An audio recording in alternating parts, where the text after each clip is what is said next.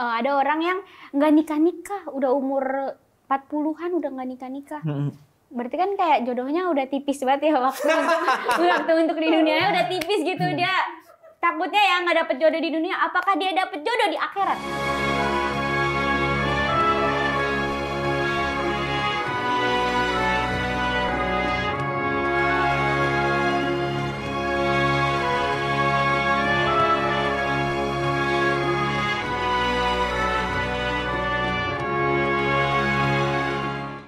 Assalamualaikum warahmatullahi wabarakatuh. Kembali di Cahaya untuk Indonesia.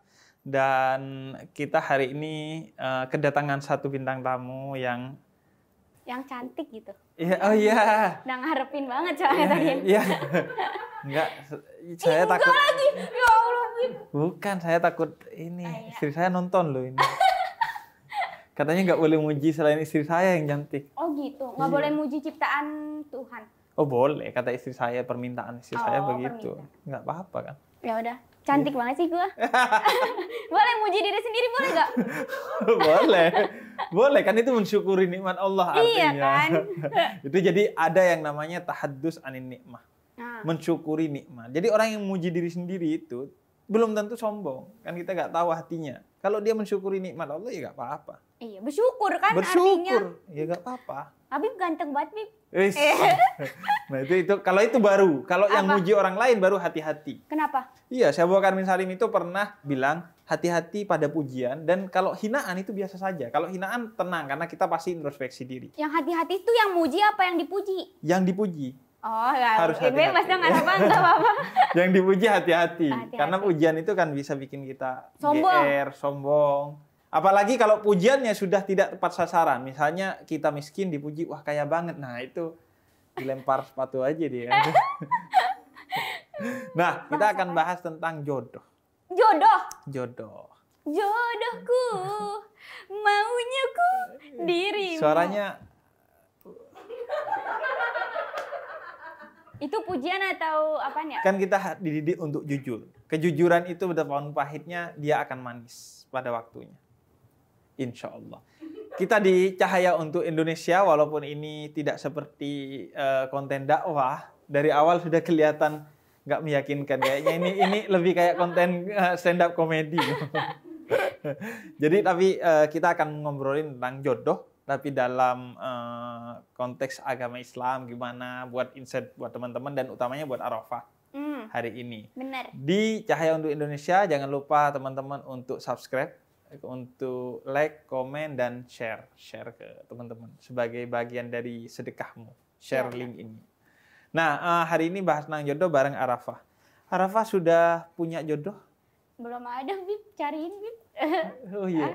Katanya jodoh tuh kayak gimana sih maksudnya? Jodoh apaan? Jodoh itu maksudnya pasangan. Oh, pasangan. Yang berbeda gender dengan kamu.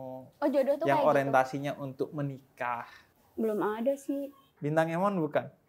Itu jodoh apa bukan sih maksudnya? Lah ya ini pertanyaan. Oh, itu malah pertanyaan. Nanya balik. Kalau sama saya, Bintang Emon sudah pasti bukan jodoh.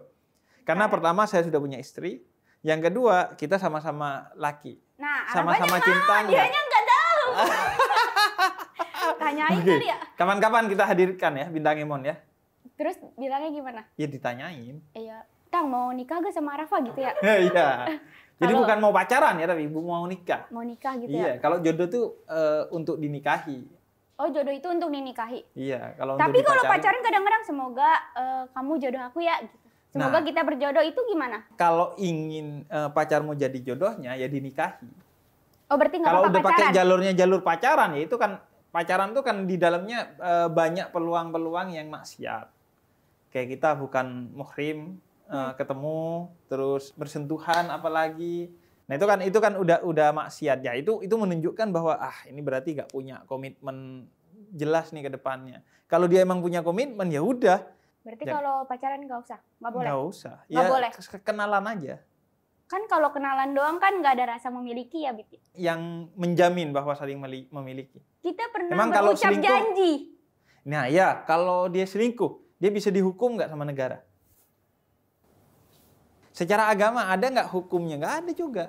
Kalau dia cuman pacaran. Nah, tapi kalau tunangan, itu secara agama dia nggak boleh udah ngelirik yang lainnya. Kalau pacaran ya nggak ada hukumnya. Iya ya, kenapa pacaran sih? Nah kalau Terus kenapa tunangan, orang pacaran? nah kalau tunangan tuh udah pasti dia nggak boleh ngelirik yang lainnya dan dimiliki. Orang yang tunangan tuh nggak boleh ditunangin oleh orang lain, nggak boleh dilirik oleh orang lain, nggak boleh dijodohin sama orang lain.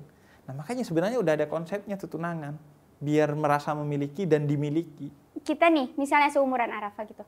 Pasti kan kalau kita pacaran sama seumuran Arafah juga nih ya, yang 23 juga kan cowok-cowoknya pasti baru lulus kuliah kan.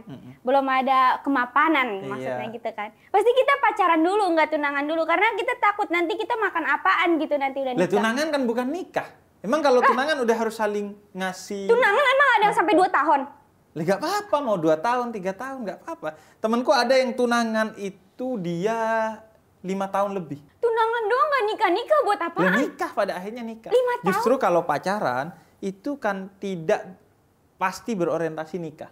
Kalau tunangan itu jelas secara hukum ada dalam Islam. Ketika kamu tunangan, kamu sudah saling terikat janji, saling memiliki dan tidak boleh ngelirik-lirik apalagi mengikat janji dengan yang lain. Tapi kalau pacaran, ya komitmen orang berdua ini, tapi secara hukum nggak ada yang melindungi. Tapi peluang maksiatnya sama nggak? Peluang maksiatnya ya seharusnya enggak. Karena kenapa? Kalau tunangan itu kan janji kita sama Allah.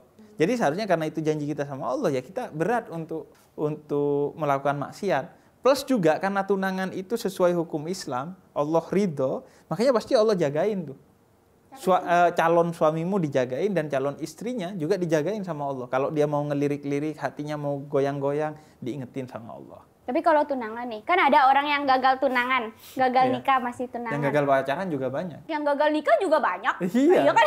Yang sudah nikah dan gagal akhirnya cerai juga banyak. Banyak. Nah. Kayaknya semua orang banyak dah. Jadi Arafah belum punya pasangan nih yang ya? Pikirannya buat nikah tuh belum ya? Gimana ya? Lihat aja tuh postingan galau-galau. Umur 23 semua teman udah pada nikah. Arafah doang yang nggak nikah-nikahin. Kapan gitu jodoh? Mana jodoh Arafah? Kan? Nggak tahu. Jodoh datangnya kapan sih? Ya dicari dong. Oh dicari? Jodoh itu jangan dicari. Dicarinya di mana? Instagram? Iya, di mana aja. Ya. Yang jelas cari jodoh di tempat yang baik dan dengan cara yang baik. Contohnya? Artinya di tempat yang baik, dimanapun tempat yang baik. Jangan nyari jodoh di pangkalan preman, ya itu salah. Emang ada pangkalan preman? Iya, misalnya di mana kayak tempat atau ada jodoh gua gak? Atau ini deh, nyari jodoh di klub gitu, klub malam. Nah, itu salah udah. Bukan tempatnya. Terus nyari jodohnya tempatnya orang-orang buat nyari jodoh karena di kita nyari yang baik. Sekolahan. Boleh. Emang sekolah? Masih sekolah? Masih. Kok nyarinya ke sana? Masih kuliah dia. Masih kuliah. Ya? Lu tahu banget dah. Assalamualaikum jodoh. Terus kemudian yang kedua caranya juga harus baik. Cara yang baik itu yang nentukan bukan kita. Bentar. Tapi Allah. Bukannya cewek itu nunggu ya, bukan nyari. Nggak ada ketentuannya bahwa kalau cewek itu nunggu. Ya memang secara hukum nanti dia dilamar. Tapi bukan berarti dia pasif. Dia juga harus aktif. Jadi misalnya kita suka sama cowok ini, langsung aja minta nomornya gitu kali ya? ya sebaiknya sih kata Sina Umar, seorang itu memiliki marwah. Marwah itu wibawa, apalagi perempuan. Karena posisinya dia kan akan dilamar sama laki-laki. Kan kamu bisa kode-kode lewat siapanya, lewat mananya gitu. Kelamaan itu mah langsung aja kali ya? Loh, ya memang... Nggak boleh emang kalau langsung aja sama orangnya? Enggak, biasanya di Quran itu kebenaran atau kebaikan itu digandeng sama kesabaran. Sesuatu yang baik, yang benar itu harus disabarin memang. Lama dikit gak apa-apa, yang penting sabar. Tapi pernah ya Arafah pengalaman nih kayak gini nih. Nah Arafah suka sama satu cowok nih. Terus habis itu ya udah, terus Arafah gitu-gituin teman-temannya tuh. Ngobrol. Iya ngobrol. Terus kayak dideketin gitu. Malah nggak jadi, kan malu ya? Gimana sih maksudnya? Ketika kita ngobrol sama teman-teman kita nih, ngobrolin ini cowok, pasti tuh nggak bakalan jadian gitu. Nah ya udah, kan itu soal caranya aja. Yang penting caranya tuh nggak ada unsur maksiatnya, ya udah apapun caranya yang paling efektif jalani. Gitu. Tapi cewek boleh duluan gak sih? Kayak bilang, aku suka sama kamu tau gitu. Ya nggak apa-apa. Nggak apa-apa. Yang penting kan melamarnya nanti cowok ke cewek. Oh iya, nggak boleh kalau cewek ngelamar cowok. Kok ada cewek yang ngelamar? Nggak ada. Nggak ada secara hukum. Tinggal kemudian kalau ngode-ngode minta apa nggak apa-apa. Bilangnya gimana? Udah tua nih, gitu. Tapi ngomong-ngomong, Kriterianya dulu deh. Kriterianya apa? Kriteria Arafah dari hati apa dari otak nih? Ada 2 kriteria, ya kan? Kalau dari hati, dari otak? Dari hati pengen yang sefrekuensi, yang bisa bikin nyaman. Apa? Frekuensi. Frekuensi. Terus kayak humornya tuh sama gitu. Oh, nyari yang lucu. Enggak yang lucu, tapi yang humornya yang sama gitu. Ya. Terus habis itu udah sih yang itu yang dari hati 2. Yang bisa diajak nongkrong di mana-mana gitu, di teman. Oke. Udah. Kalau yang dari otak? Dari otak sih maunya pinter. Terus? Kaya. Terus tampan. Terus? Banyak banget, Bib. Udah segitu. Udah banyak itu aja ya? Sama yang penting inian, sama ke orang tua inian lah. Iya. Saling suka gitu, direstuin. Oh, direstuin sama orang tua, iya. Saling cinta nggak? Nah, itu dia saling cinta. Percuma kayak kalau dia nggak cinta. Nah, iya dong. Nah, jadi memang kriteria yang dikasih Arafah itu memang kriteria yang juga dikasih sama Nabi. Cuman bedanya Nabi itu nomor 1 dinuha, kata Nabi. Yang nomor 1 itu adalah agamanya. Artinya dia orang yang baik, orang yang soleh. Kemudian maluha, kekayaannya juga nggak apa-apa jadi pertimbangan. Iya. Kemudian yang juga kata Nabi harus dipertimbangkan adalah nasabuha. Artinya dia keturunan orang yang baik-baik. Dan juga yang tadi Arafah bilang, jamaluha, ketampanan, kecantikannya juga biar kita ketika bangun pagi itu ngelihat pasangan kita fresh. Dan ketampanan, kecantikan tuh kan nggak ada standarnya. Iya. Jadi jangan bilang, wah kalau gitu berarti yang bakal jelek nggak bakal ada jodohnya. Nggak juga. Menurut Habib tuh jodoh kita kayak yang sederajat gitu sih? Apa gimana sih? Nah, kalau dalam madhab Syafi'i itu memang sekufu istilahnya. Kufu. Kafa'ah. Artinya yang pertama adalah sama. Dia memiliki kesamaan. Kesamaannya itu dalam beberapa hal. Yang pertama adalah sama-sama mencintai. Karena bahkan di madhab Hambali itu mencintai itu syarat pernikahan. Karena pernikahan itu mitsaqan ghalidha kata Quran. Perjanjian agung antara kamu dan pasanganmu kepada Allah. Jadi kalau dijodohin, dipaksain, akhirnya akan rawan. Nah, kesamaan yang kedua adalah sama-sama memandang pasangannya itu sederajat manusia. Jangan sampai yang laki ngandang, kalau perempuan itu di bawahnya laki-laki. Jadi kita ini semua sama, di bawahnya siapa? Di bawahnya Allah. Jadi perjanjian kita ini bukan sesama manusia, tapi kepada Allah perjanjian itu. Jadi jangan sampai nikah yang satu memandang lebih rendah. Karena cowoknya miskin, kita kaya, yaudah lo lebih rendah. Nah, jangan nikah dengan yang seperti itu. Itu artinya sekufu, kesamaan. Kemudian yang ketiga, sama-sama dewasa. Iya, umur 6 tahun barangkali. Iya. Yang satu umurnya 39. Nah, makanya. Nggak ada boleh kan? Ya, masa sampai 6 tahun juga, enggak juga. Tapi juga, aku mau garis bawahi bahwa dewasa itu kan nggak ada kaitannya dengan usia.